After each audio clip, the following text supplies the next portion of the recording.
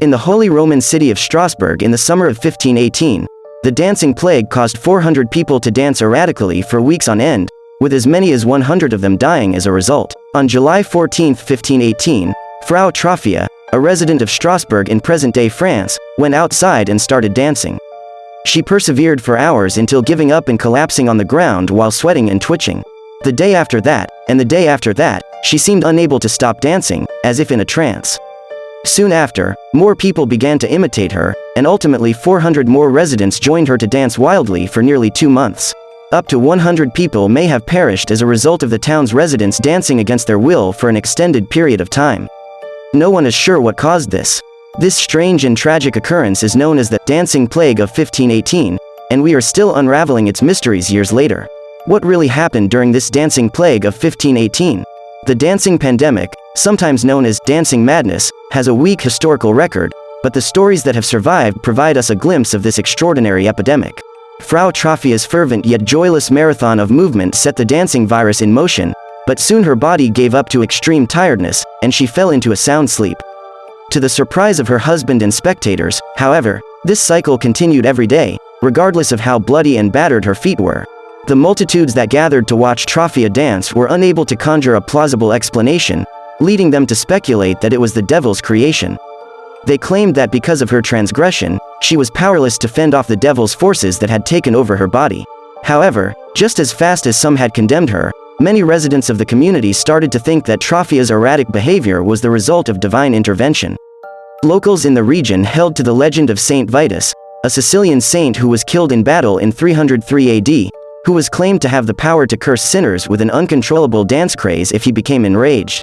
Troffea was taken to a shrine in the Vosges Mountains after experiencing several days of non-stop dancing and without any explanation for her inexplicable urge. This may have been done as an act of atonement for her alleged sins. But the craze continued unabated. The city was quickly overrun by the dancing epidemic. According to reports, some 30 other people instantly filled her spot and started dancing, mindlessly intensely, in public spaces and private residences, unable to stop themselves unlike Troffea. At the height of the dance outbreak, sources claim that as many as 400 people started dancing in the streets. For about 2 months, the turmoil persisted, leading individuals to faint and occasionally die from heart attacks, strokes, and exhaustion. According to one story, the dance plague reached its peak when there were more than 15 fatalities reported each day. In the end, this strange virus may have caused the deaths of roughly 100 people. But it's understandable that skeptics of this unbelievable story have questioned how exactly people could dance virtually non-stop for weeks on end. Did this plague really happen? Sorting through what we know to be historical fact and what we know to be hearsay is a crucial first step in determining whether the dancing pandemic of 1518 is plausible. According to contemporary historians, there is adequate documentation of the phenomenon to support its occurrence. The dancing plague was first discovered by experts according to historical local records. One of these is a description from the Opus Paramerum by the medieval physician Paracelsus, who visited Strasbourg 8 years after the plague broke out and wrote about it.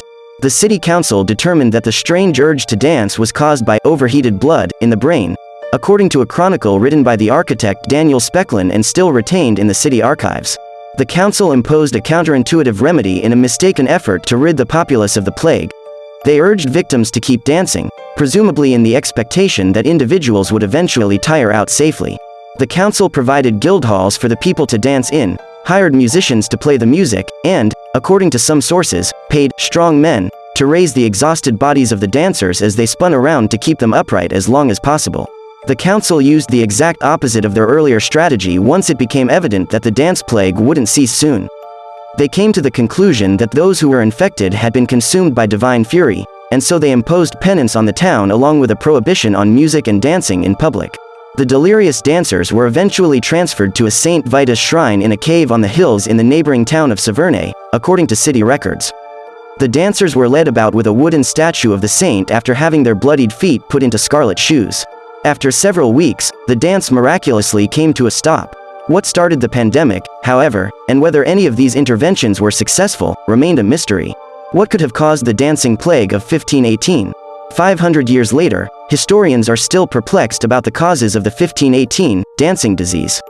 Various contemporary theories exist, but one contends that the dancers experienced the effects of ergot, a psychoactive mold that thrives on damp rye stalks and can produce a substance comparable to LSD. Ergotism can cause illusions and spasms, but it can also cause a severe reduction in blood flow, which would make it difficult for them to dance as vigorously as they did.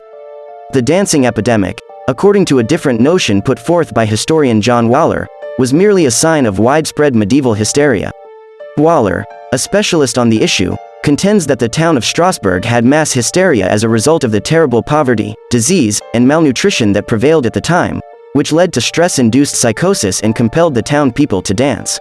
He believed that the supernatural beliefs that were prevalent in the area, specifically the legend surrounding Saint Vitus and his dance-inducing abilities, may have contributed to this collective psychosis. Before the occurrences in Strasbourg, there had already been at least 10 prior instances of unexplainable dancing madness. Sociologist Robert Bartholomew claims that these diseases may cause dancers to parade around naked, make lewd gestures, even engage in public fornication or behave like barnyard animals. Dancers could even act violently if spectators don't join in. All of these instances of dancing frenzy originated in Rhine region villages where Saint Vitus legends were most prevalent.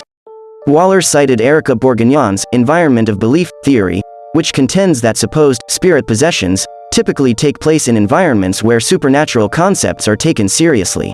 As a result, believers are encouraged to enter a dissociative mental state where their regular consciousness is impaired, leading them to engage in unreasonable physical behavior. Waller went on to say that people were more likely to engage in extreme actions as a result of the cultural norm of faith in a higher power.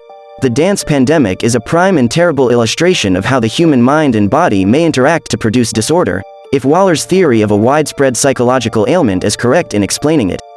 Remember to like and subscribe to this channel, hit the bell button for easy notifications.